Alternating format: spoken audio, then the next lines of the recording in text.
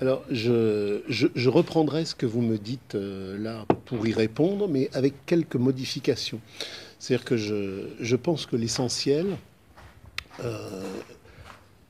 nécessite préalablement une clarification au niveau des mots. C'est-à-dire que je récuse les mots de marxien et je récuse les mots de debordien. Il y a eu toute une pensée universitaire, para-universitaire, péri-universitaire qui a opposé le Marx radical qui serait marxien au Marx institutionnalisé par l'imposture du capital qui serait marxiste. Et à partir de là, on fait référence à des auteurs et on rajoute toujours à ces auteurs l'expression ien, debordien, marxien, etc.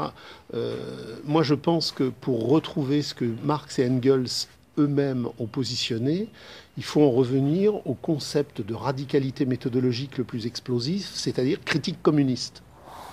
La critique communiste, bien évidemment, n'est pas marxiste, puisque le marxisme est une imposture qui propose comme gigantesque boulevard la social-démocratie ou le bolchevisme, qui ne sont que des façons de recomposer le capital.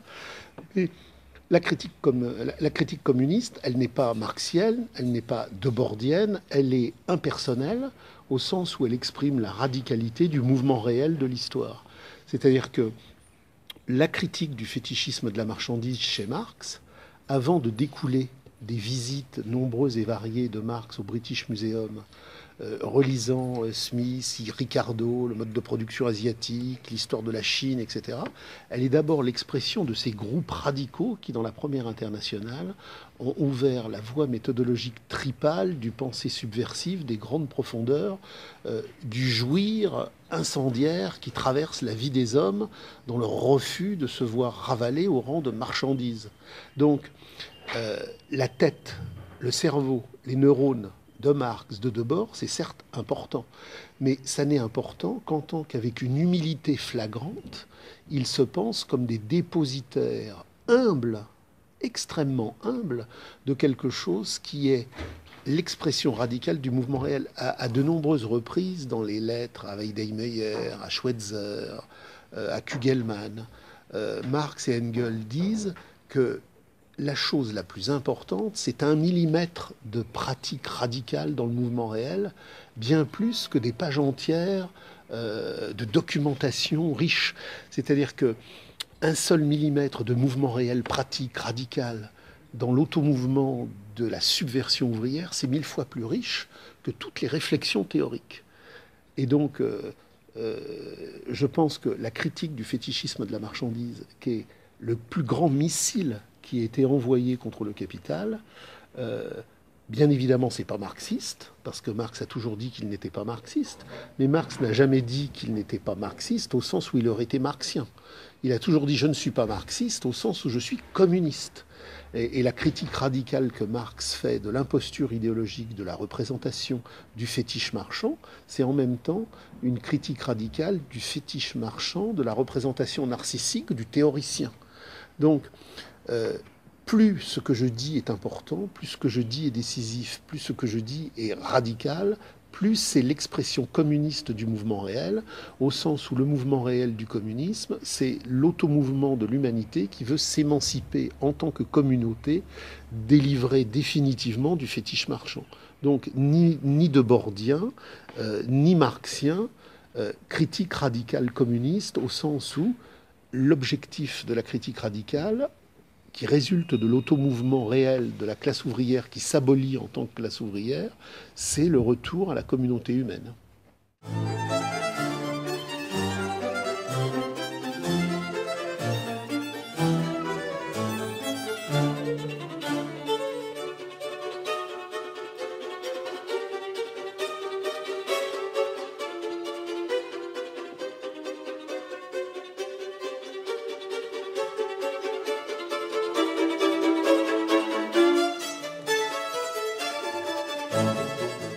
Effectivement, tout se tient dans une logique parfaite si effectivement on fait référence au manuscrit de 44 et au Capital en passant par les Grundrisse. Dans les manuscrits de 44, Marx montre que justement la dictature de la valeur d'échange est non seulement indistinction, inversion, mais liquidation de toute qualité spécifique, puisque la dictature de la valeur d'échange fait que le monde entier devient une valeur d'échange. Les émotions, le sexe, l'amour, la tendresse, la nature, la terre, la mer, les océans, tout étant devenu valeur d'échange, il n'y a plus aucune qualité distincte qui puisse définir une relation de sensualité réelle, puisque la sensualité et l'émotion étant marchandisées, tout est absorbé dans la valeur d'échange et tout est indistinct, puisque si tout est valeur d'échange d'abord, plus rien n'est ce qu'il était avant que la valeur d'échange ne devienne l'impérialisme absolu du monde asservi. Donc il est clair que la grande qualité de la valeur d'échange triomphante, c'est l'indistinction. Dans le cadre de l'indistinction, tout s'achète et tout se vend, donc tout se vaut. Et puisque tout se vaut, tous les repères qui positionnaient avant le tout se vaut absolu de la domination réalisée du capital doivent disparaître. Et l'un des grands critères de la pensée subversive, de la pensée sociale, telle qu'elle est posée par Marx d'un point de vue de l'auto-émancipation humaine, reprenant Hegel, c'est la grande compréhension de ce que Marx, reprenant Hegel, va appeler la temporalité mobile et la temporalité immobile. Marx, au regard du fait qu'il exprime dans les années 1840-1870, dans le cadre de la Première Internationale, dans le cadre de la Ligue communiste, le mouvement le plus offensif et le plus subversif des luttes de classe, est amené à dresser un panorama mondial de l'histoire des luttes sociales. Et il rappelle à différentes reprises que si tous les continents ont connu des luttes sociales relativement intensives, on pourrait d'ailleurs parler longuement des insurrections paysannes en Chine, on pourrait parler des insurrections paysannes en Inde, il fait le constat que, contrairement à la matrice objective du temps mobile européen qui découle des invasions germaniques, qui découle de la généralisation des communaux, qui découle de toute cette radicalité de jacquerie paysanne qui va sans cesse enflammer le continent européen jusqu'à ce que, par l'exil rural qui va faire passer ces populations rurales dans le camp de concentration usinier du capital et qui va produire cette incandescence subversive qui mettra en mouvement la Commune de Paris, qui mettra en mouvement 36, qui mettra en mouvement 68, la Commune de Barcelone, la Commune de Budapest, il y a des temporalités immobiles qui ne connaissent que des agitations sociales de recomposition de la matrice oppressive. C'est-à-dire que en Europe, durant tout le temps des jacqueries paysannes, j'ai effectivement des explosions paysannes qui posent la question non pas simplement de la lutte antifiscale, mais de l'abolition de l'argent, de l'abolition de l'État et de l'abolition des dynasties privilégiées pour retrouver une communauté émancipée de tout argent et de tout État. Et en Orient, ce que Marx définit comme cette temporalité passive indépassable, j'ai des luttes paysannes qui s'opposent au fisc, qui s'opposent à l'État, mais qui aboutissent toujours à demander une recomposition de l'oppression, mais jamais une abolition de l'oppression. Donc Marx va définir à partir de là des temporalités ouvertes et des temporalités fermées. Et ce n'est pas un hasard si les textes les plus critiques, les plus insurrectionnels, les plus radicaux émergent autour du manifeste communiste en 1844 en Europe, autour des groupes ouvriers les plus subversifs, et que ça n'a pas lieu à New Delhi, à Sao Paulo ou à Canberra. Il y a donc une dynamique spécifique des forces productives de l'histoire qui fait que c'est en Europe que s'est matérialisée la critique radicale la plus incendiaire. Et cette critique radicale la plus incendiaire, elle s'est positionnée sur des luttes de classe qui posaient la transformation des luttes réformistes en lutte révolutionnaire pour l'abolition de la condition prolétarienne elle-même. Dans la temporalité fermée des temps orientaux, j'ai des recompositions réformistes pour améliorer la situation servile. Je n'ai jamais eu de manière massive et de manière théorico-pratique clairement définie la nécessité de l'abolition de la condition prolétarienne en tant que telle. C'est en Europe que ça a eu lieu. Donc c'est en Europe que ça a eu lieu parce qu'il y a une lutte de classe pratique concrète qui, dans l'arc historique qui conduit des jacqueries paysannes jusqu'au prolétariat industriel moderne, une continuité historique déterministe s'est positionnée avec le jaillissement d'un automouvement radical qui va au-delà du capital, alors qu'ailleurs, on ne va jamais au-delà du capital. Et donc, dans le cadre de la modernité capitaliste, à un moment donné, à travers la crise du capital achevée, parce que le capital a connu une phase d'ascension, une phase de domination formelle où il n'était pas lui-même, où il s'articulait sur son antériorité. C'est uniquement à partir des années 1914-1920 que le capital aboutit à la réalisation achevée de sa substance. À partir de cette réalisation achevée de sa substance, et compte tenu des crises qui le traversent, avec effectivement comme axe essentiel la crise du taux de profit, qui est le moteur de la contradiction valorisation-dévalorisation, le capital va rencontrer des phases de crise sociale généralisées qui seront extrêmement dangereuses pour le devenir du capital, et il va se poser la question du remplacement. Le terme de remplacement, il est dans le capital, et il est posé dans le livre 1 du Capital, dans la fameuse 7e section qui pose le problème des surnuméraires et le problème de l'armée de réserve immigrée. Marx a vu qu'il y avait 2 armées de réserve immigrée essentielles pour permettre à la dialectique de valorisation du capital de dépasser les contradictions et les pesanteurs qui lui étaient imposées par la dévalorisation. Il a vu qu'il y avait d'abord une nécessité de créer une armée de réserve féminine. On n'a pas mis les femmes au travail pour leur donner effectivement une émancipation et une joie humaine radicale, mais parce que précisément par la marchandisation de la force de travail féminine, on a fait baisser le coût général et on a permis au capital, à partir de là, de trouver des espaces de valorisation nouveaux. Et dans le même temps où Marx, dans cette fameuse 7e section, explique que la mise au travail des femmes, c'est la mise en mouvement d'une armée de réserve qui va permettre effectivement de donner des voies nouvelles de valorisation au capital, il pose clairement le problème de l'armée de réserve immigrée, et il le pose d'une manière extrêmement claire et extrêmement nette, quand il dit on remplace un Yankee par 3 Chinois. Un Yankee par 3 Chinois. Il explique bien que c'est par 3 Chinois. On est à cette époque-là dans le cadre de toutes les crises que vit le monde nord-américain. Et tout le monde se rappelle de Lucky Luke avec effectivement les voies de chemin de fer et les braves Chinois qu'on amène pour travailler sur les voies de chemin de fer. Donc la substitution du travailleur Yankee classique par des ouvriers chinois, c'est quelque chose de significatif parce qu'on fait intervenir justement une main-d'œuvre de temporalité fermée dans un champ de lutte de classe de temporalité ouverte.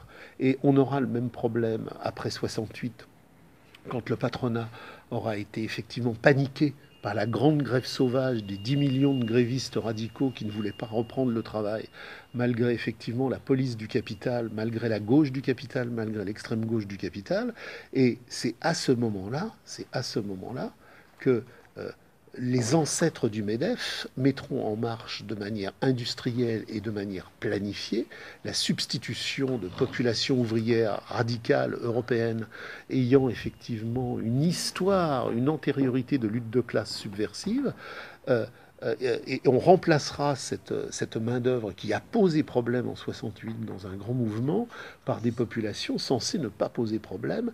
Et comme le disait Bouygues lui-même, on ira chercher des mecs au bled, c'est l'expression même de Bouygues, parce qu'ils viendront effectivement d'un espace qui ignore la contestation sociale radicale. Donc l'indistinction telle qu'elle est posée dans les manuscrits de 44, qui renvoie au fétichisme de la marchandise tel qu'il est posé dans le Capital, entre les deux, les Grundrisse qui ont fait la jonction sur le problème du dessaisissement et sur le problème de la contradiction valorisation-dévalorisation, on a effectivement la claire compréhension du pourquoi, aujourd'hui, la main-d'œuvre immigrée est un champ d'accumulation capitaliste privilégié, parce que le capital doit toujours, en dernière instance, être analysé du point de vue de la lutte de classe. Qu'est-ce que le capital fait? Le capital fait toujours ce qui permet de neutraliser la lutte de classe offensive. Donc, l'irruption massive de populations immigrées venant d'une temporalité immobile, ignorant la lutte de classe radicale, tout cela géré tout cela géré par l'antiracisme, par les chartes de diversité. Ce qu'il faut bien voir aujourd'hui, c'est que le cœur de métier publicitaire et industriel du capital, c'est l'antiracisme. L'antiracisme est aujourd'hui de l'ultra-gauche du capital la plus moribonde jusqu'à jusqu'au MEDEF et à tous les centres d'organisation capitalistique, la religion officielle de la temporalité d'aujourd'hui. Le capital veut aujourd'hui une temporalité fermée, c'est la marchandise éternelle. Quel est ce qui sert le mieux la religion de la temporalité fermée de la marchandise immobile? C'est effectivement des populations qui, compte tenu de leur histoire, seront ou des populations lumpenprolétariat, délinquance, ou des populations salariat soumis. Le capital a un seul objectif: vive la délinquance, abat la lutte des classes et vive le salariat soumis. Plus jamais de communard européen.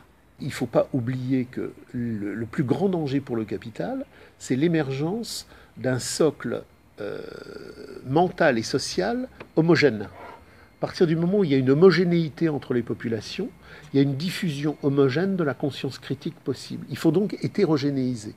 Plus l'hétérogénéisation fonctionne, plus le capital a des digues et des écluses pour neutraliser la lutte de classe. Donc, des populations immigrées totalement intégrées à la marchandisation, des populations immigrées à la marge dans le trafic et la délinquance, tout cela organisé, c'est le lieu moteur, le lieu nodal qui fait que la lutte de classe est repoussée.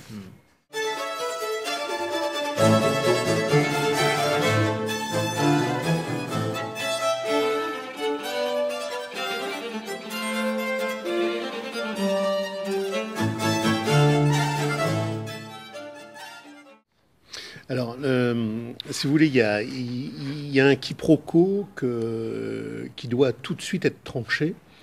C'est-à-dire que Heidegger, Hegel et Marx parlent de la même chose, mais absolument pas du même point de vue. C'est-à-dire que Hegel, Heidegger et Marx ont vu que derrière le mouvement de l'histoire de la philosophie, il y avait le mouvement de l'errance par lequel l'homme avait perdu le lien à l'homme. Le seul problème, c'est que Heidegger a une vision complètement conservatrice et anti-subversive de cette errance et de cette déchéance. Heidegger va même quelque part jusqu'à sombrer dans une errance philologique, dans une errance purement linguistique.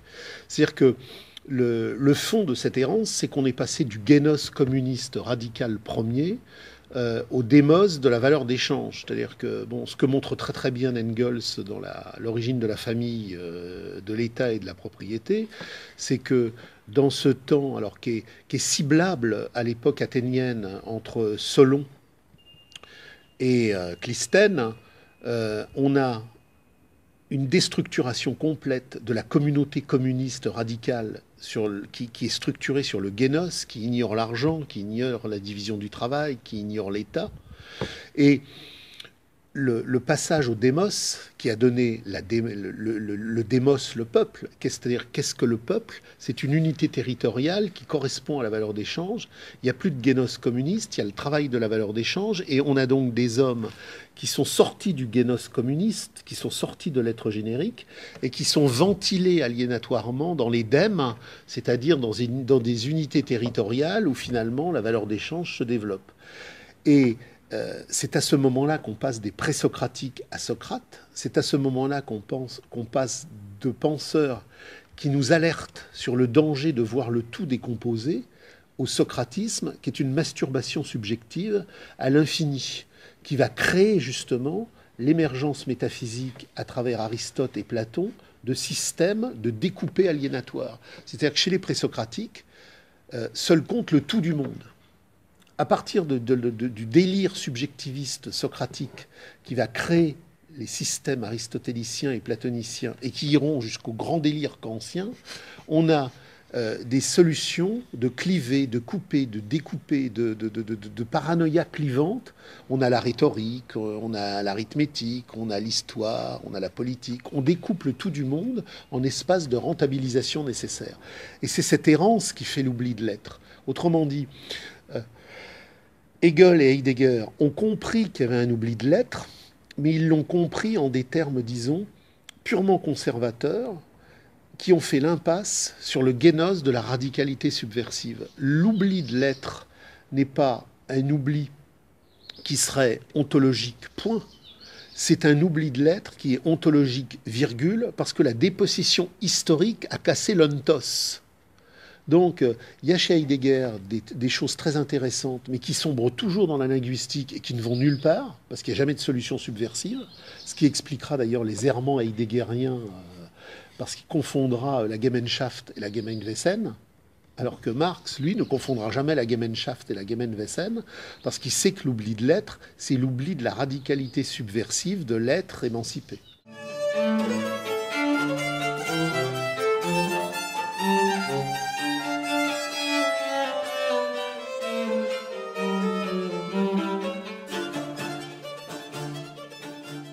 Alors, ce qu'il faut bien voir, c'est que aujourd'hui, sur tous les sujets, toute pensée qui se pense rénovatrice est par essence une imposture, puisque tout a été réglé dans la Première Internationale. La Première Internationale, dans le cadre des conflits, Marx, Proudhon, Marx, blanquisme, Marx, Bakounine, tout a été posé dans la radicalité subversive la plus totale, c'est-à-dire que Marx, en tant qu'expression des luttes de classe les plus radicales de son temps, a dénoncé les mirages de la fausse critique. Et donc, dans le cadre des mirages de la fausse critique, tout doit être analysé du point de vue de la lutte de classe et de la critique radicale de l'économie politique. Il faut toujours rappeler que Marx n'a pas fait une économie politique, mais il a positionné une critique de l'économie politique. C'est-à-dire que l'objet de la critique de l'économie politique, c'est pas la rénovation de l'argent. La rénovation de l'État, c'est l'abolition de l'argent et c'est l'abolition de l'État, tel que Marx le précise dès la deuxième introduction de la guerre civile en France, où effectivement il va dépasser le problème du manifeste communiste tel qu'il avait été posé dans sa forme première. On retrouve d'ailleurs la même chose dans les nouvelles introductions au manifeste communiste. La question essentielle est posée définitivement par Marx d'une manière absolument claire dès ses rééditions du manifeste, dès la guerre civile en France jusqu'à la critique du programme de Gotha. Il ne s'agit pas de rénover ou d'amender l'État et l'argent, il s'agit de totalement les abolir. Pour Marx ou pour Hegel, le capital a vécu deux temps. Il a vécu le temps de la domination formelle et il a vécu le temps de la domination réelle. Le temps de la domination formelle est le temps où le capital n'a pas réalisé sa substance. C'est un très long temps qui commence au XIIIe siècle avec les révolutions capitalistes médiévales et qui va aller jusqu'à la guerre de 14. C'est-à-dire c'est un monde hybride où le capital se met en mouvement, mais sur la base de son antériorité, qu'il digère et qu'il liquide progressivement. Il s'empare juste du procès de travail, en fait. Il s'empare du procès de travail, il s'empare après de champs entiers de la dynamique sociale, mais il n'a pas créé un mode de production totalement correspondant à sa substance. Il faudra attendre 1914 et la Première Guerre mondiale pour que le capital se réalise mondialement comme réalité achevée de sa substance. Donc, pendant ce temps de domination formelle, Marx et Engels ont sombré quelque part dans l'illusion narcissique du précipité de l'échiquier géopolitique. Ils ont cru que, en intervenant, ils allaient accélérer l'histoire. Bon, ils ne l'ont pas accéléré une seule seconde, puisque l'histoire est une détermination objective qui va à son temps. Par exemple, Marx savait très bien que durant la guerre de sécession, les deux camps étaient deux camps capitalistes, un camp archaïque, un camp novateur. Mais il a soutenu le camp novateur en croyant qu'en soutenant le camp novateur, il accélérait la marche de l'histoire. Bon, Marx, en tant qu'expression radicale, théorique, la plus offensive des luttes de classe pratiques de son temps, a vu beaucoup de choses, mais il n'était ni un ange ni un dieu, et méthodologiquement, cette impatience narcissique a créé effectivement des opacités, des fourvoiements et des écueils. Donc, pendant tout un temps, c'est d'ailleurs la même chose pour les crises. Marx sait très bien en 1857 qu'il ne vit pas la crise totale du capital. Mais l'impatience narcissique, qui est notre maladie égotiste à tous, fait qu'en 1857, il dit par exemple à Engels, ça y est, ça arrive. C'est-à-dire que l'impatience narcissique est une grande maladie orgueilleuse de l'homme. Et il a lui aussi sombré à plusieurs reprises là-dedans. Mais ce qu'il faut comprendre, c'est que d'un point de vue méthodologique, il est à la fois ça, parce qu'il est un homme comme nous, avec ses imperfections, avec ses écueils et ses opacités, mais il est en même temps, dans le cadre d'une compréhension méthodologique radicale, celui qui va dépasser ses propres limites. Et donc, à partir de la réalité subversive des luttes de classe qui, en particulier, vont faire jaillir la Commune de Paris dans cette gigantesque explosion sociale contre l'État, Marx, à partir de ce moment-là, va définitivement positionner la nécessité, selon sa formule, de totalement démantipuler et détruire l'appareil d'État. Donc, il est clair que le projet mixte en période de domination formelle, qui était là pour essayer de précipiter une histoire qui n'allait pas si vite, dès lors qu'on est en domination réelle, c'est-à-dire dans le temps réalisé de la machinerie capitaliste arrivée, ça ne se pose plus. Et là, la lutte radicale contre l'État et contre l'argent est positionnée d'une manière claire. Mais pour revenir tout à l'heure, pour revenir à ce que vous me posiez tout à l'heure comme question sur l'immigration, ce qu'il faut bien comprendre, c'est qu'aujourd'hui, l'immigration ne peut être posée dans sa totalité dialectique que du point de vue de la lutte de classe et que du point de vue du projet qui est défini par les groupes communistes qui, autour de Marx, vont définir la perspective révolutionnaire de l'abolition de l'État et de l'abolition de l'argent. C'est-à-dire qu'aujourd'hui, les marécages de la gauche du capital considèrent que l'immigration n'est pas un problème, et les marécages de la droite du capital considèrent que l'immigration est un problème. Mais personne ne le positionne par rapport à sa substance. C'est-à-dire que la droite du capital veut un capitalisme qui ne serait pas coloré. Un marché national. Un marché national. Et la gauche du capital veut un marché capitaliste qui serait coloré. Oui. Mais coloré ou pas coloré, on s'en fout. C'est toujours le marché. Et donc, de l'ultra-gauche du capital à l'ultra-droite du capital, que l'on parle de l'immigration ou que l'on n'en parle pas, on fait de toute manière l'impasse sur ce qu'est l'armée de réserve immigrée, qui est le socle méthodologique qui est posé par la fameuse 7e section du Capital. Donc aujourd'hui, comprendre l'immigration, c'est comprendre que l'immigration ne peut être comprise que du point de vue de la lutte de classe. Et la question, ce qui doit être posée, c'est le Capital, aujourd'hui, qui fait massivement recours à l'immigration, qu'est-ce qu'il entend par là? Est-ce qu'il entend précipiter la lutte de classe subversive ou est-ce qu'il entend l'atténuer? Bon, tout auteur intelligent comprend, tout lecteur, tout auteur, tout auditeur comprend que si le capital active un grand remplacement démographique, c'est pour casser la lutte de classe. C'est pas pour que la lutte de classe se radicalise.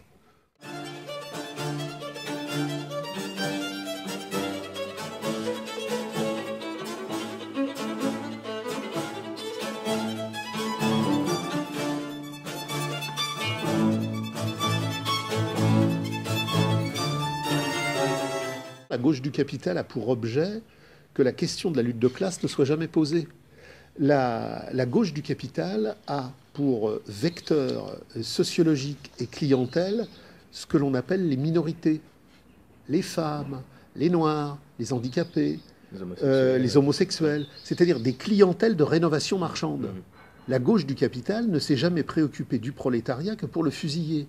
C'est la gauche du capital qui a fusillé Rosa Luxembourg, c'est la gauche du capital qui a fusillé les barricadiers de Barcelone, et c'est toujours la gauche du capital qui fait massacre du prolétariat. Rappelons toujours que Salvador Allende avait choisi comme ministre Pinochet, et que Pinochet n'a pas flingué Allende et massacré les prolétaires parce qu'il était en contradiction avec Allende, mais parce que Allende faisait mal le boulot. Mais c'est Allende qui a fait venir Pinochet à l'état-major pour effectivement casser la grève des mineurs. Il faut toujours en revenir à ce que disait Marx. Quand je me pose une question dans le cadre du spectacle du fétichisme de la marchandise, si je veux trouver ma réponse, je dois toujours me poser la question du point de vue de la lutte des classes. Du point de vue de la lutte des classes. C'est-à-dire que si le capital organise aujourd'hui la défense, la promotion, je veux dire, aujourd'hui, même le mec le plus débile sait qu'à la SNCF, à la RATP, on recrute prioritairement les gens des quartiers. Alors on appelle les quartiers, par une métaphore linguistique de l'imposture capitaliste, ces quartiers où il n'y a plus d'ouvriers européens, mais où effectivement on a une surdétermination de la population du tiers-monde. Donc le capital, aujourd'hui, a fait de l'immigré une marchandise vedette. Donc le capital se tire rarement une balle dans le pied. Quand le capital décide effectivement de se choisir une marchandise vedette, c'est qu'il sait que cette marchandise vedette est son allié le plus sûr. Donc les choses sont claires, mais ce qu'il faut bien comprendre, c'est que la révolution sociale, c'est pas quelque chose qui vient de la gauche, qui irait plus loin que la gauche. La gauche a toujours fusillé le prolétariat de manière massive.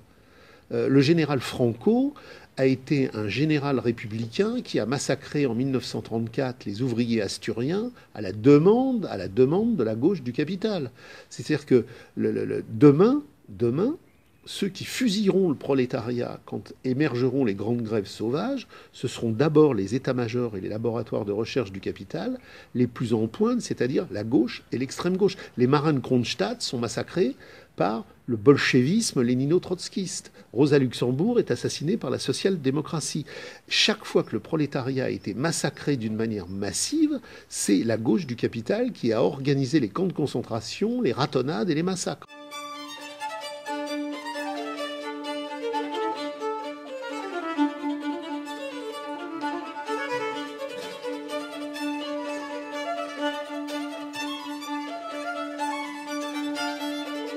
Il y a deux Marx comme il y a deux Jésus. Il y a le Marx réel de l'intensité radicale et il y a le Marx construit dans une imposture idéologique. Je dis souvent aux gens de lire le livre de Pankow qui s'appelle Lénine philosophe. C'est un ouvrage majeur parce que le livre de Pankow, Lénine philosophe, montre que bien évidemment le bolchevisme n'est pas une révolution sociale qui a échoué, c'est une révolution capitaliste qui a réussi. Le bolchevisme qui a construit le camp de concentration capitaliste d'État soviétique, c'est une révolution capitaliste qui a réussi. Et donc, toute la diffusion institutionnelle du crétinisme de la marchandise, qu'elle soit journalistique, qu'elle soit universitaire, qu'elle soit médiatique, a construit un Marx qui est aux antipodes du monde réel de ce qu'était la critique marxienne, de la même manière qu'aujourd'hui, toute la subversion christique qu'il y a dans les évangiles a été totalement anesthésiée, édulcorée et réécrite. Donc, en toute chose, et c'est d'ailleurs, on peut partir sur un autre sujet, Jeanne d'Arc. Il y a deux Jeanne d'Arc. Il y a la Jeanne d'Arc des insurrections sociales paysannes radicales qui finira sur le bûcher, trahie par le bon dauphin. Et puis, il y a la Jeanne d'Arc ministérielle, complètement aseptisée, qui était simplement une patriotarde de reconquête nationale. C'est-à-dire que toute l'histoire a été falsifiée du néolithique jusqu'à aujourd'hui. Toute l'histoire est falsifiée parce qu'il y a deux histoires. Il y a l'histoire pratique, radicale, incendiaire, et il y a l'histoire officielle. Et l'histoire officielle a pour fonction de digérer l'histoire réelle pour la retranscrire à l'envers dans une gigantesque falsification. On a ça pour la Seconde Guerre mondiale, on a ça pour la Première, on a ça pour 1871, on a ça pour les guerres de Vendée, on a ça pour la guerre de 100 ans. Il faut comprendre que toute vérité officielle est une imposture avérée.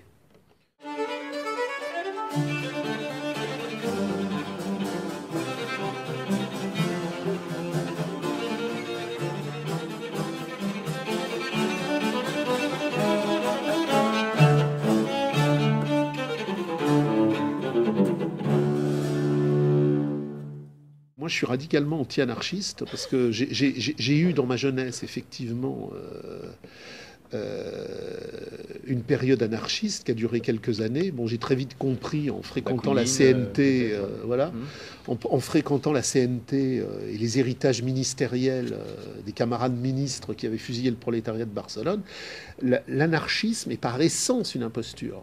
C'est-à-dire que l'opposition Marx-Bakounine, elle est décisive. Bakounine croit qu'on peut abolir l'État par décret.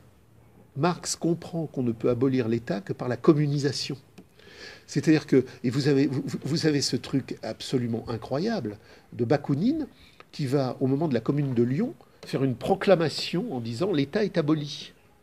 Et Marx se moque de Bakounine en disant « mais en 2 secondes, tout a été transformé et modifié. 2 gendarmes sont venus, ils l'ont pris par le paletot et lui ont fait comprendre que l'État ne s'abolit pas par décret, il s'abolit par communisation. » Donc l'anarchisme est une tendance réactionnaire dans le mouvement ouvrier qui a toujours, au nom d'un radicalisme idéologique, eu les pratiques les plus contre-révolutionnaires qui soient. C'est le mouvement anarchiste qui a participé activement à l'union sacrée de 14-18.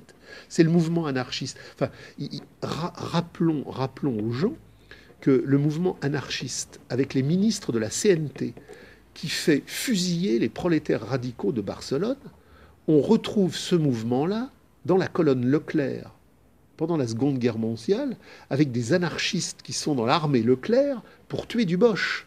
À chacun son Boche. Donc, des militants de la CNT qui ont laissé massacrer les barricadiers de 37 à Barcelone se retrouvent dans la colonne Leclerc. Et aujourd'hui, vous avez des anarchistes débiles au mois d'août, chaque fois qu'on fête la libération de Paris, qui sont fiers de vous dire « Mais il y avait des anarchistes dans l'armée Leclerc. » L'armée Leclerc qui laissait tondre les femmes et exécuter les prisonniers allemands.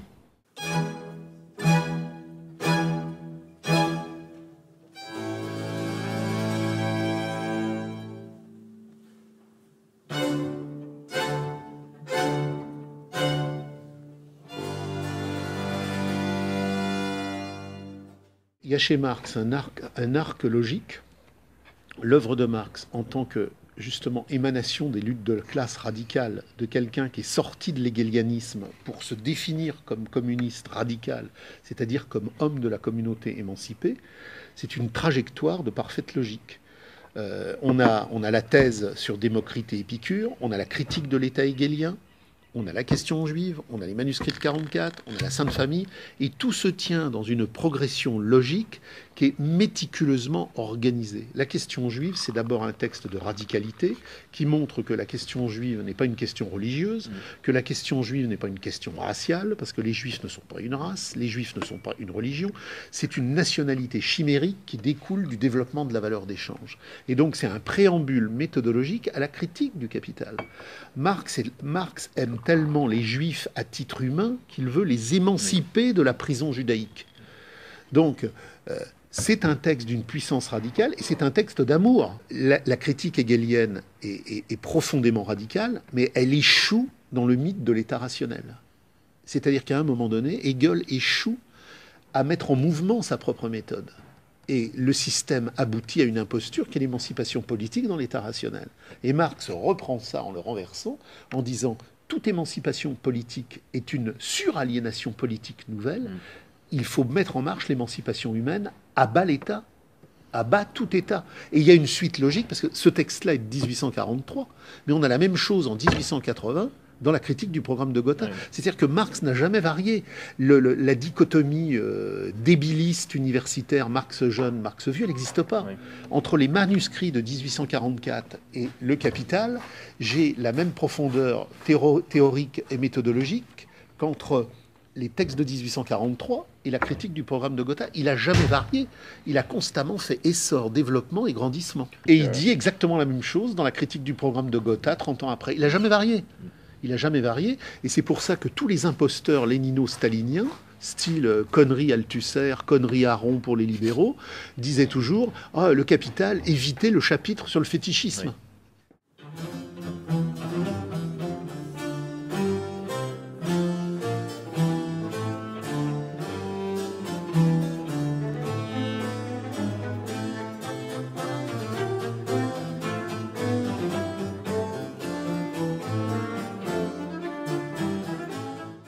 Alors là, je vais vous reprendre tout de suite à travers Bordiga, nécessité scientifique, à bas la science.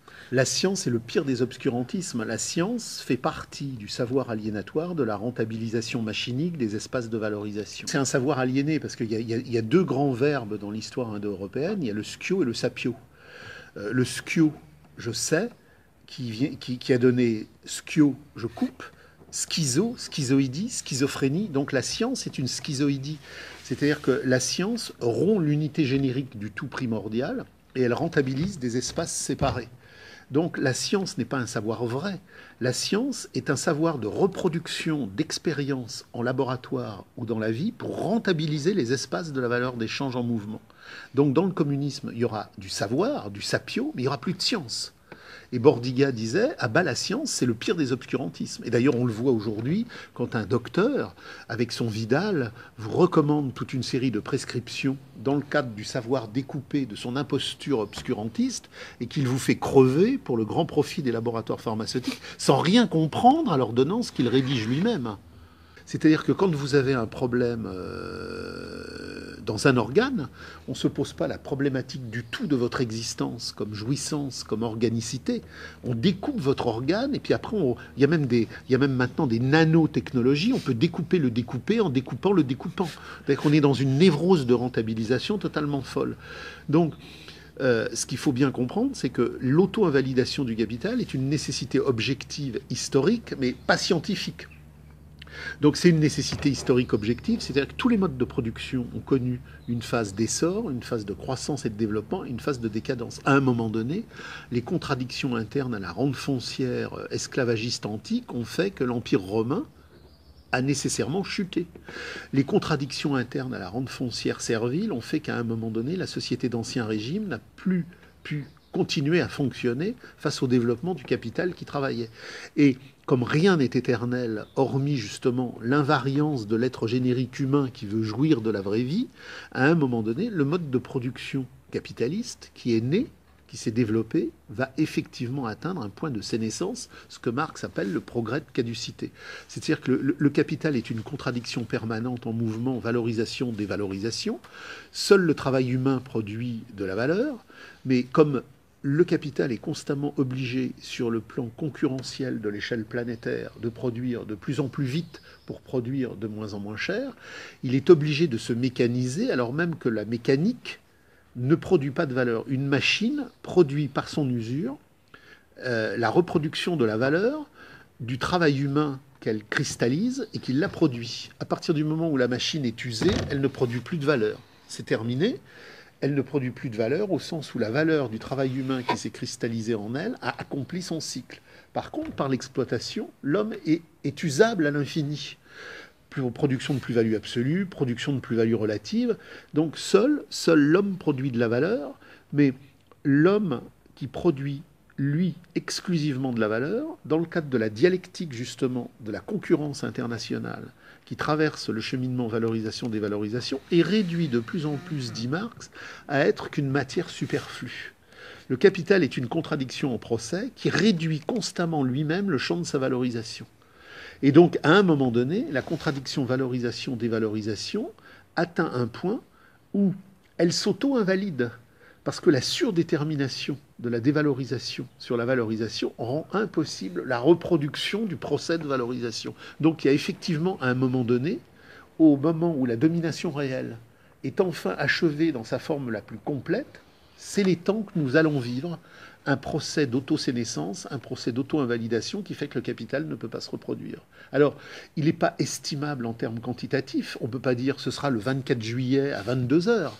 Par contre, il est estimable en termes qualitatifs au regard des directions dialectiques de ce qui fait l'histoire réelle. On peut dire qu'effectivement, quand là, le fameux... Alors, parce que le capital ne peut plus se reproduire, donc il anticipe des plus-values qui ne viendront jamais par le chimérisme du crédit. Marx n'a pas écrit pour le capital du 19e siècle, il a écrit pour le capital du 21e siècle. Tout ce qui se passe aujourd'hui, il l'a anticipé. Il l'a anticipé parce qu'il n'y a rien de bizarroïde dans ce qui se passe. C'est la matrice objective du déterminisme historique qui se déploie. Donc à un moment donné, le capital va effectivement rencontrer une phase de caducité achevée et il sera obligé de se renverser. Alors ça ne veut pas dire que le capital va tomber, qu'il n'y a rien à faire, et que c'est parce que le capital va tomber qu'il n'y a rien à faire qu'il n'y a qu'à attendre. Ce qu'il faut comprendre, c'est qu'il y a une interaction dialectique entre baisse du taux de profit, conscience fausse et conscience vraie.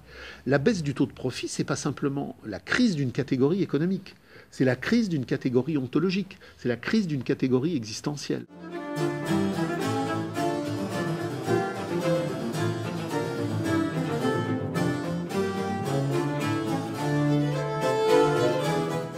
Alors là encore, Bordiga, reprenant Marx, disait « Le déterminisme de l'histoire est l'antithèse absolue de la passivité.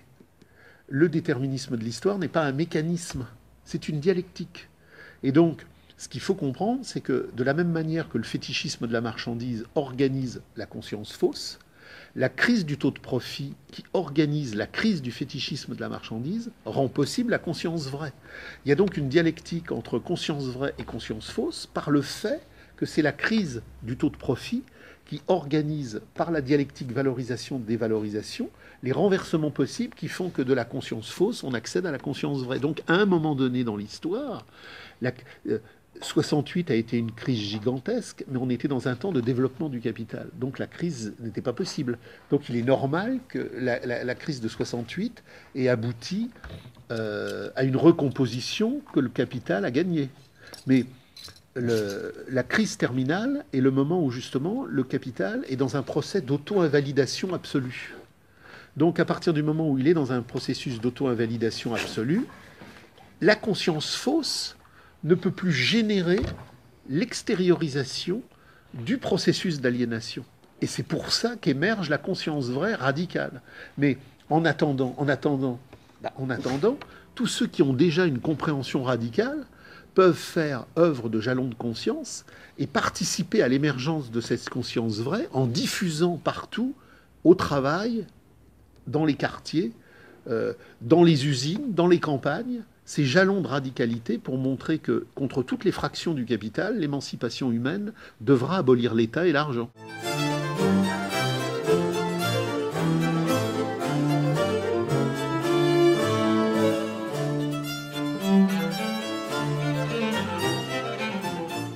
Marx l'a très bien expliqué dans la critique du programme de Gotha, mais comme on n'est pas des universitaires abrutis, on sait qu'on exprime la réalité des luttes de classe pratiques. Et la réalité des luttes de classe pratiques, c'est que déjà dans la pratique des luttes de classe, ça s'est matérialisé.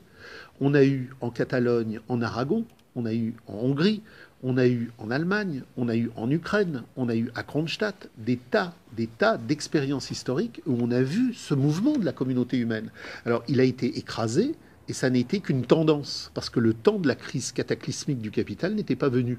Mais il est évident que ces expériences-là ont mis en marge des poteaux indicateurs qui montrent toute cette créativité, cette spontanéité radicale que dans les conseils ouvriers, l'humanité qui veut s'émanciper de la condition prolétarienne, le prolétariat qui veut abolir sa servitude prolétarienne, a toute capacité à mettre cela en mouvement. Et le communisme universel, c'est pas une communauté concentrée mondialement.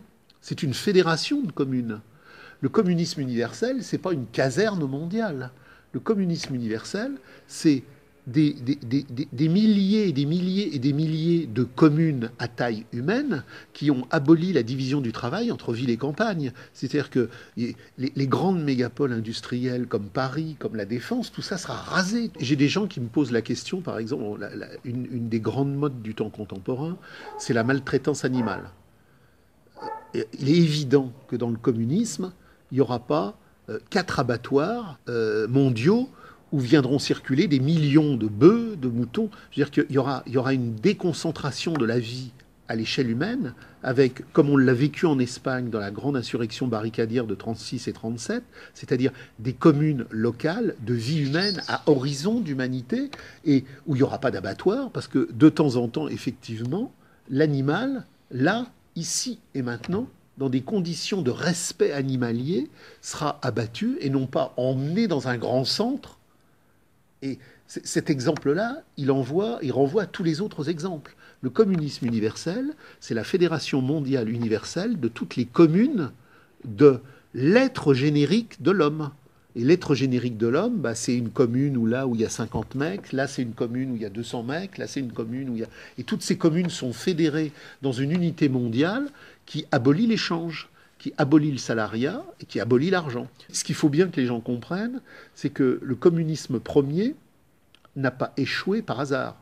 Le communisme premier a échoué parce qu'il était condamné à échouer, puisqu'il n'était pas universel. Il était local, ouais. Donc à partir du moment où la révolution agraire du néolithique s'est mise en mouvement et qu'elle a fait cheminer des champs concurrentiels autour des stocks agraires, puisque l'homme universel n'existait pas, ça a été le choc de communautés fragmentées. Bon, je veux dire, tout le monde connaît l'histoire des Indiens des plaines.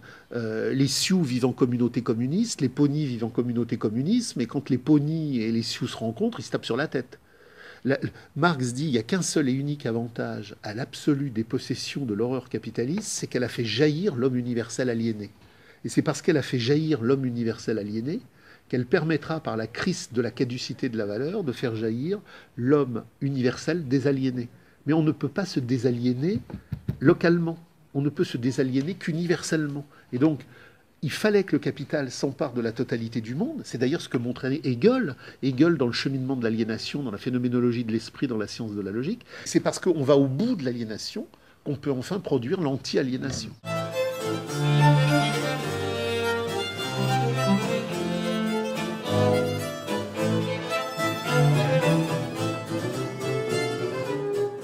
C'est ce que montre Hegel, et c'est ce que reprend Marx. C'est-à-dire que j'ai des fois des gens qui me disent, mais enfin, les gens ont en eux une soif de pouvoir, une soif de puissance. J'avais participé à un débat, et il y avait un mec qui en plus était visiblement très névrotique, et lui, il avait une soif de pouvoir. Et il me disait, mais de toute façon, ça a toujours été comme ça, les gens ont une soif de pouvoir. Et ce que montre Hegel, et ce que montre Marx, et ce que montre Clastres sur les Indiens Guayakis, ce que montre même Lévi-Strauss, c'est qu'il n'y a jamais de soif s'il n'y a pas un espace qui rend possible la soif. Et on en revient à Arminius.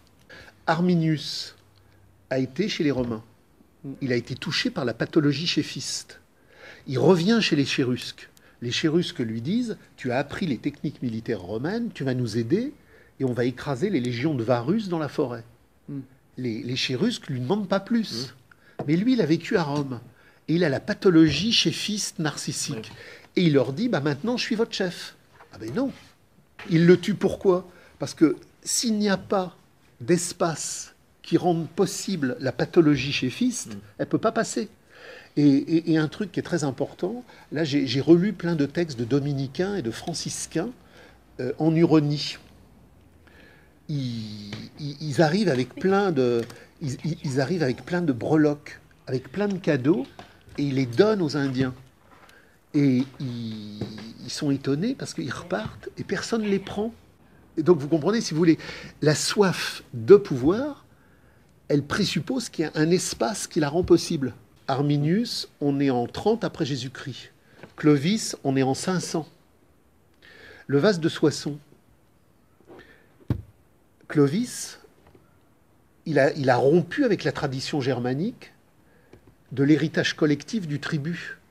Et il y a un guerrier qui lui dit, mais tu ne peux pas donner ce vase. Ce vase, il appartient à la tribu. Tu ne peux pas le donner à l'évêque Rémy. À l'époque d'Arminius, on aurait flingué Clovis. À l'époque de Clovis, tout le monde la ferme. Ça veut dire qu'en 200 ans, le génos communiste a dégénéré et l'appropriation privée, chéfiste, narcissique devient possible.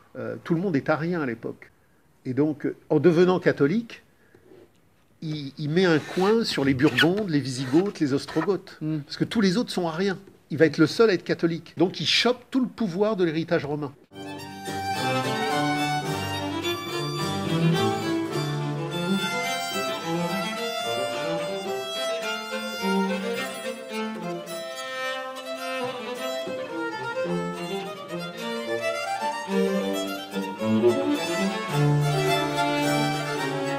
Il faut relire, moi je l'ai relu cet été, il faut relire Philosophie de la misère, misère de la philosophie. C'est-à-dire qu'il déglingue Proudhon en montrant que Proudhon éternise. Proudhon ne comprend pas que les catégories du monde dans lequel nous vivons sont nées dans ce monde. Je dis souvent ça dans les conférences. Ma grand-mère, tout petit, j'étais chiant. Et déjà, je disais que ce monde était pourri. Mais ma grand-mère me disait, mais arrête tes bêtises, il y a toujours eu de l'argent, il y a toujours eu des patrons, il y a toujours eu des chefs. Ma grand-mère, qui était une femme que j'adorais, avait complètement éternisé les catégories du capital.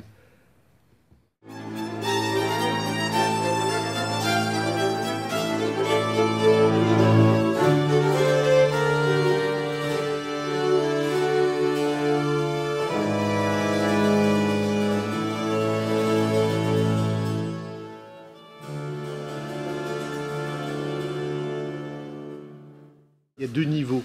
Il y a le fait qu'effectivement, il y a un projet politique kantien qui soit clairement, en quelque sorte, une apologie du cosmopolitisme de la marchandise dans une perpétuelle de la raison marchande, où l'histoire s'arrête dans la consommation des catégories aliénatoires de la marchandise. Mais, indépendamment de ce problème-là, on a l'appareil conceptuel kantien qui est profondément lié à la raison marchande, critique de la faculté de juger, critique de la raison pratique, critique de la raison pure. On a donc un découpé qui vise à nous couper de l'être générique du noumen radical de l'histoire. C'est-à-dire qu'au bout de l'histoire kantienne, au bout justement de cette apologie de la raison marchande, on a une antithèse radicale avec ce que sera Hegel, avec ce que sera Marx, puisque l'œuvre kantienne se termine sur « il est impossible d'accéder au noumen ». Il est impossible d'accéder au noumen, et la seule manière d'accéder au noumen, c'est finalement, comme le pense Kant, piétiste de la raison marchande, de le laisser en héritage à l'esprit religieux. Donc, on a une antithèse radicale de la subversion hegelienne et de la subversion marxienne, et donc le quiétisme kantien est quelque part la parfaite osmose avec la raison marchande. Mais pas simplement dans le texte politique kantien, mais dans toute cette découpe du champ de l'histoire qui constitue finalement une apologie des catégories d'aliénatoire de la marchandise.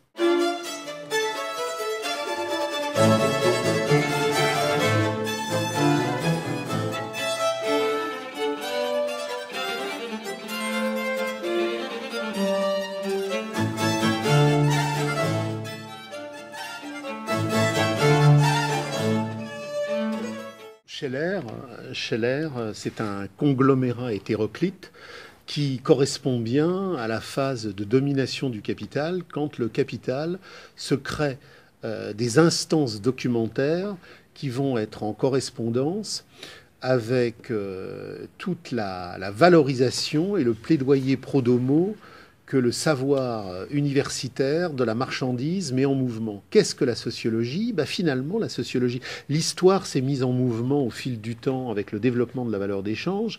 La sociologie, elle émerge au moment où le capital réalise sa stabilisation et qu'il met en marche le pouvoir de sa domination réelle. La sociologie est par essence le savoir d'auto-valorisation du capital qui se coupe de l'histoire, puisque qu'est-ce que la sociologie ? C'est quelque chose qui fait œuvre en anti-devenir. La sociologie est une cristallisation des catégories hors champ historique. Et donc, on pourrait dire qu'avec le capital réalisé, la sociologie se superpose, digère et invalide la compréhension radicale qu'il pouvait y avoir dans l'histoire. C'est pas par hasard si Scheler va sombrer dans toute la cacophonie husserlienne. Le degré premier du développement du capital, c'est Descartes. C'est Descartes, avec l'homme-machine, de la première expérience capitaliste intense. Husserl, à travers une masturbation infinie sur les méditations cartésiennes, c'est en quelque sorte du Descartes puissance 10, puissance 100. Et c'est un cartésianisme transcendantal. C'est une apologie pathologique d'un Descartes qui irait encore plus loin dans la folie de l'homme-robot, de l'homme-machine, totalement désincarné de toute subversion sociale. Donc, que Scheler soit passé à Husserl, et que de Husserl, à partir de là, il ait trouvé une correspondance apologétique au capital dans ce qu'il appelle la sociologie des faits, c'est quelque chose de tout à fait logique et de tout à fait correspondant. Mais ce qui est très intéressant là-dedans, c'est qu'il n'y a rien de nouveau. C'est-à-dire que si je prends le texte de Marx, Misère de la philosophie, et si je prends le texte de Engels, l'anti-Düring, j'ai déjà Scheler dedans. Tout ce que Scheler va produire en analyse sociologique est déjà dans ce texte de Marx et est déjà dans ce texte de Engels. Et à partir de là, on va avoir toute une série de pensées qui ignorent radicalement ce que dit Marx. Marx n'a jamais fait de l'économie une catégorie fondatrice, puisque précisément, il fait de sa catégorie fondatrice la compréhension dialectique de la critique de l'économie politique. Donc, si Marx comprend que pendant des millénaires, l'homme a été l'homme du génos communiste, l'homme de l'anti-économie, l'homme qui était dans l'anti-valeur, dans l'anti-argent et dans l'anti-État, il est aux antipodes de l'économie. C'est l'économie politique du capital et de la servitude qui a fait de l'économie une catégorie suprématiste. C'est surtout pas Marx qui revient à l'être générique. Mais je vais vous prendre deux exemples pour vous montrer à quel point le schellerisme, mais pas simplement Scheler, c'est-à-dire que toute la merde sociologique contemporaine est une vacuité absolue. Marx montre que le développement des forces productives, c'est une maturation historique globale. Le développement des forces productives, c'est pas une économie inerte, c'est une matérialité sociale dynamique. Qu'est-ce qui fait que la paysannerie de la région des Basses-Cévennes, autour de Le Vigan, est passé au calvinisme. Alors, si je suis un schélérien débile, je vais dire qu'il y a une primauté spirituelle qui, dans un vent spécifique, est arrivée sur cette vallée. Les vallées nord sont demeurées catholiques, et autour du Vigan, par une prestidigitation curieuse, ils sont devenus calvinistes. C'est une matérialité historique qui est très intéressante et que Marx a positionnée et que tous les groupes radicaux dans les années 30 et dans les années 50 se sont posés en France. Qu'est-ce qui fait que la paysannerie demeure majoritairement catholique au moment des guerres de religion et au moment de l'émergence du calvinisme et du luthérianisme? Les zones où la révolution protestante va se mettre en mouvement sur un territoire de commercialisation sont les zones où la rente foncière est déjà passée à une étape supérieure de commercialisation et de pré-industrialisation qui casse la rente foncière classique. Les paysans de la région nîmoise sont intensément catholiques et ne basculeront jamais dans le calvinisme. Ce sont des communautés paysannes qui demeurent essentiellement et exclusivement axées sur la rente foncière de l'accumulation traditionnelle. La paysannerie autour du Vigan et d'Alès, qui va devenir calviniste et qui va donner naissance aux camisards, qui sous Louis XIV maintiendront une guérilla contre les dragonnades, ce sont des paysans qui, dans une rente foncière traditionnelle explosée, ont été relativement appauvris et ont dû passer à une économie mixte. Le paysan qui devient calviniste est un paysan qui est déjà devenu un paysan tisserand. Il est donc sous la dépendance du développement des forces productives d'une activité industrielle naissante. Donc on ne devient pas calviniste au sud et on reste catholique au nord, parce que pour faire plaisir à Max Scheler, on a d'un seul coup un primat spiritualiste qui s'incarnerait là d'une manière différentielle par quelque chose qui serait spontanément innéiste. Non, c'est une matérialité sociale qui fait que le paysan qui a une activité mixte et qui bascule dans le tissage est déterminé par une bourgeoisie urbaine calviniste qui le met sous la dépendance d'une nouvelle communauté. Mais ce n'est pas simplement de l'économie, parce que Marx n'a jamais réduit les hommes, que les schélériens crétins lisent les thèses sur Feuerbach, ils y apprendront que la relation dialectique de développement des forces productives n'est jamais liée à un objet ou une matérialité inerte, mais à une dynamique sociale de transformation symbolique et matérielle. Même chose pour la chouannerie. Si vous avez un travail très intéressant qui a été fait par Paul Bois, le bouquin est disponible en Champ-Famarion, ça s'appelle Les paysanneries de l'Ouest. Qu'est-ce qui fait que les paysans du bocage se sont massivement insurgés contre la République pour défendre des communautés traditionnelles contre les pâteaux des villes et la bourgeoisie de la Révolution française, alors qu'au-delà de Saumur et au-delà de Angers, les paysanneries sont devenues des paysanneries bleues qui ont massivement voté pour la République et ont donc été contre l'armée catholique et royale, contre les Vendéens et contre les Chouans. C'est le même topo que pour notre paysannerie calviniste tisserand. On avait dans le bocage vendéen une paysannerie archaïque qui demeurait dans des modes de configuration matérielle et symbolique archaïques et qui ne dépendait pas des villes. À partir du moment où il y a eu la vente des biens nationaux et que la bourgeoisie des villes est venue vouloir s'accaparer ces territoires, il y a eu un conflit de classe entre paysannerie traditionnelle pré-capitaliste et bourgeoisie urbaine, ce qui n'a pas du tout eu lieu dans l'Anjou, dans les pays de Loire à l'Est, où la paysannerie avait déjà adopté un mode de comportement mixte, par exemple avec le tissage et le développement d'une structure commerciale qui, à côté de l'activité paysanne traditionnelle, faisait que cette paysannerie-là était déjà ouverte à la ville. Donc, il n'y a aucun primat spirituel dans le vide. Toute spiritualité, dans le plein de la relation sociale, vient exprimer un certain nombre de choses. C'est exactement la même chose pour la chasse aux sorcières. La chasse aux sorcières n'a pas eu lieu en temps médiéval. Elle a eu lieu après la Renaissance. Elle n'a quasiment pas touché les zones catholiques et elle a été essentiellement marquée dans les zones protestantes pour une raison très simple, c'est qu'il y avait un conflit de classe entre le magistrat de la ville, le médecin de la ville et la femme sorcière des campagnes, qui exprimait la finition d'un mode agrarien traditionnel. Il y avait donc un conflit entre la modernité de la Renaissance, qui allait produire la modernité des Lumières, et le monde médiéval qui était en train de mourir. On a donc brûlé des sorcières, là où la modernité du développement capitaliste faisait qu'il fallait éradiquer un mode d'imaginaire social antérieur. Donc Marx est d'une intelligence 1000 fois plus forte que la bêtise cognitive de Scheler. Il n'a jamais fait de la matérialité sociale une matérialité brute inerte. Il fait de la matérialité sociale une dialectique à la fois symbolique et matérielle qui découle du développement des forces productives. Et c'est pareil. L'Angleterre n'est pas devenue une puissance commerciale parce qu'elle était une île. Si les îles devenaient des puissances commerciales parce qu'elles étaient des îles, l'Australie aborigène serait devenue une puissance industrielle considérable.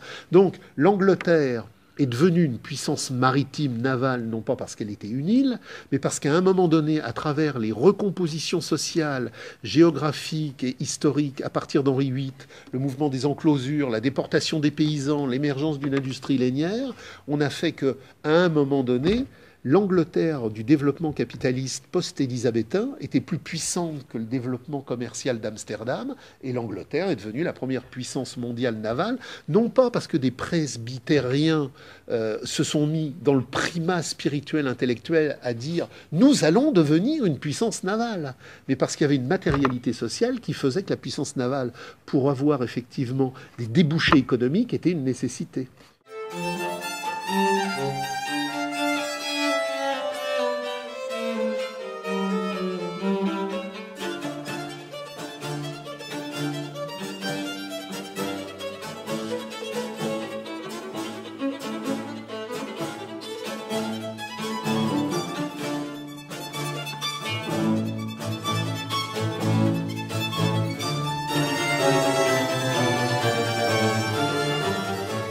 Ce que Marx montre, c'est que le monothéisme de la marchandise a un sens historique.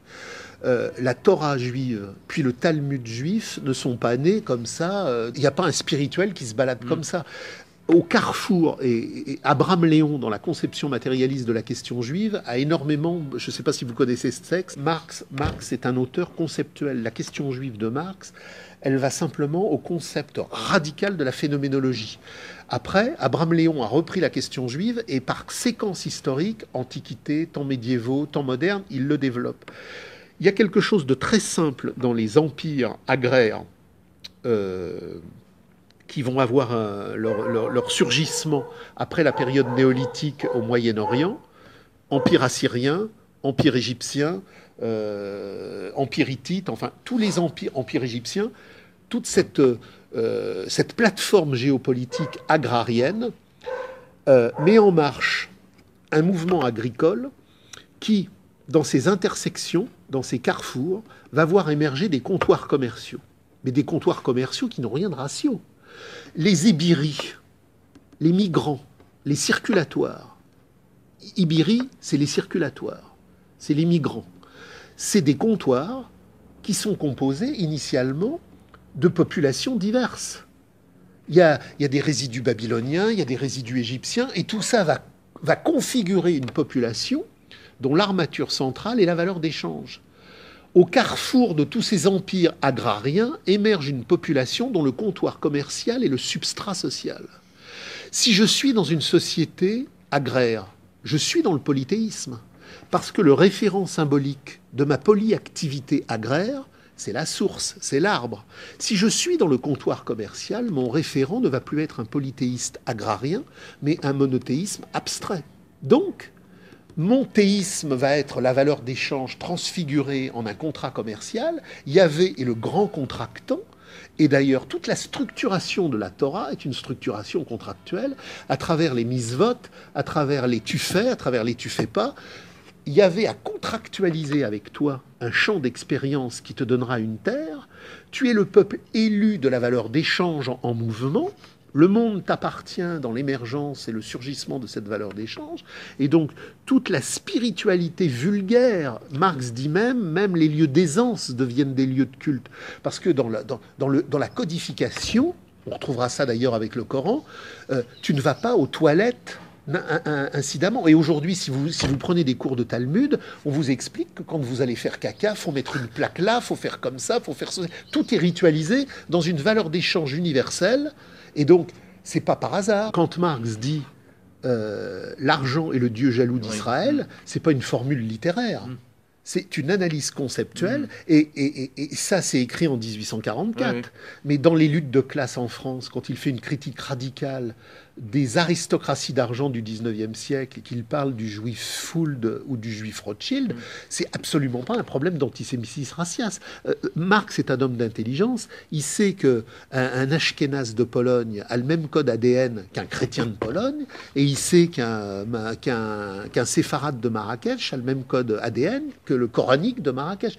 Ce qu'il montre, c'est que le judaïsme n'est pas une religion, parce qu'il y a des juifs athées. Le judaïsme n'est pas une race, parce qu'il y a des juifs de toute provenance, mais que ce qui structure cette nationalité chimérique, c'est l'appartenance au développement chimérique de la valeur d'échange. Valeur d'échange matérielle de la banque, valeur d'échange de la logorée, de l'avocat, du magistrat, de l'homme de théâtre. C'est-à-dire que la valeur d'échange symbolique et matérielle fonde le judaïsme. Et dès lors que le capitalisme est aboli, le judaïsme est aboli.